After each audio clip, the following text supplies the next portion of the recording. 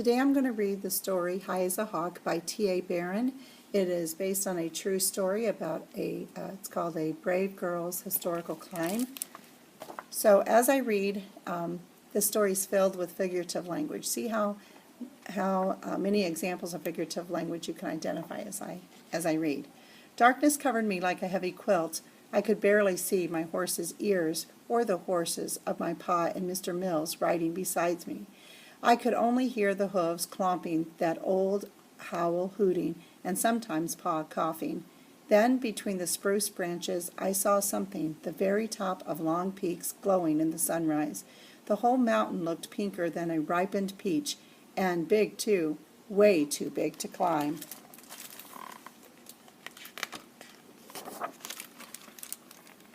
I thought back to my first climb with Ma last year in the Ozarks. It was really just a hill, but when I finally reached the top, I felt just as high as the hawk soaring over our heads. Ma laughed out loud, watching me spread my arms wide like wings.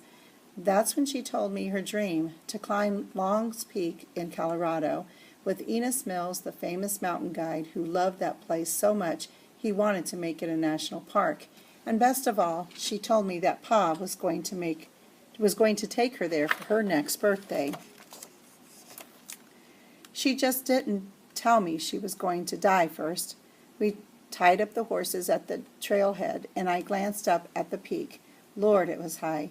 Here I was, just 8 years old, half the age of anyone who'd ever climbed it, but I still wanted to try, and not just for me. Then Mr. Mills tapped my shoulder. "'Tis a rough climb for a wee lass," he said, purring like a Scottish cat, and full of surprises. I swallowed, and I wondered what sort of surprises he meant.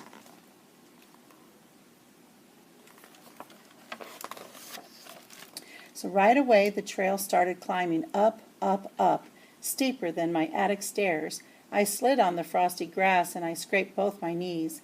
Then I tried to hold on to a brush and got a fistful of thorns. At last I rested by a tree, breathing heavy as an old mule.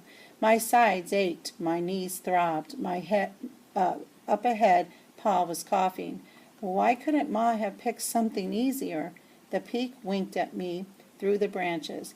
It glowed bright with golden light, dripping down its sides like honey, and somehow my legs started moving again.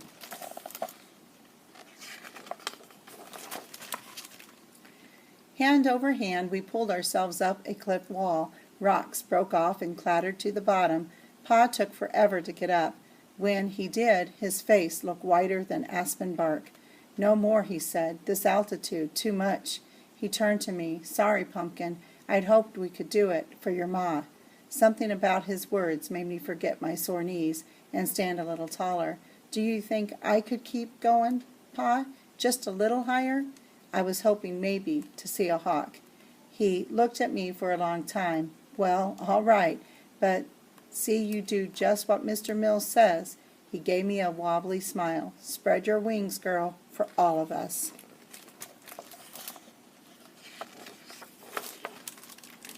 For a while the trail flattened out. Mr. Mills and I hiked through a dark green forest where the air smelled sweet like vanilla. Fallen needles softened the ground. Then we started up again. My heel got to hurting, and I moved about as slow as a June bug. Mr. Mills asked, "How do you feel, lass?" "Tell you later." He put his hand on my head. "Just why do you want to see a hawk?" I didn't answer, and he said, "The summit's where you'll find them, lass.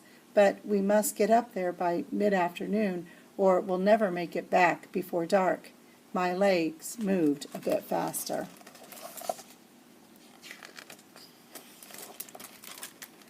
Soon my heel hurt worse than ever, like it was on fire. I leaned against a mossy trunk. Way down below I could see the tree by the trailhead. Lord, they looked so small and so far away. All of a sudden I heard a deep burgling sound. The ground started shaking, rumbling like 1,000 drums.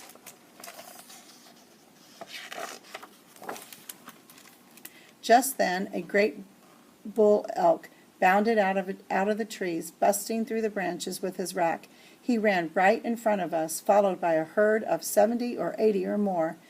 It took a long while for all those hooves to stop pounding, and even longer for my heart to do the same. I glanced at Mr. Mills. He winked and said just one word, "Surprises."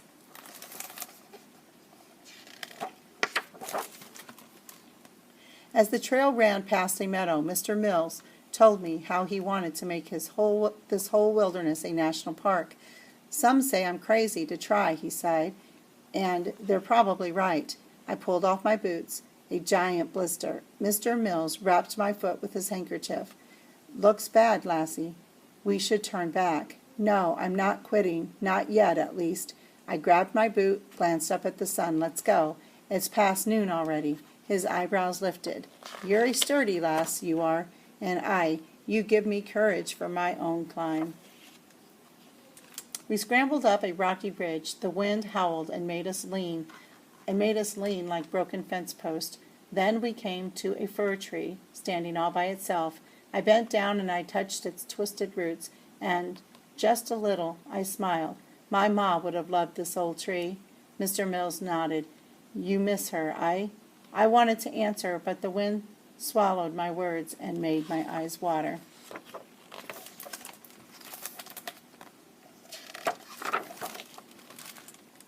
Higher up we came to boulders, hundreds of them, all jumbled on top of each other. We had to crawl over them, watching out for sharp points, and cracks so deep I saw no bottom. Sometimes the stones wobbled, rocking like river boats, and sometimes my legs wobbled just as much. Just when I stepped on one boulder, it broke loose. Mr. Mills grabbed my arm. The big rock bounced down the slope and smashed into the stones below. "Is that," I panted, "another one of your surprises?" Mr. Mills grinned.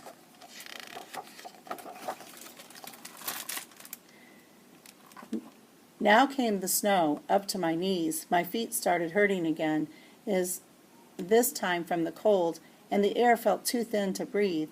Every so often I looked up, hoping to see a hawk, just one, but all I saw was the lowering sun. Then my hair prickled. Mr. Mills yanked me under a lip of rock, just as lightning and thunder exploded on top of us. Hail pounded down, bouncing every which way. My teeth kept chattering even after I ate some of Mr. Mills's shortbread. Suddenly, the storm stopped, just like that. Sunlight flashed on, and snow, and the whole world sparkled. Now, there was a surprise.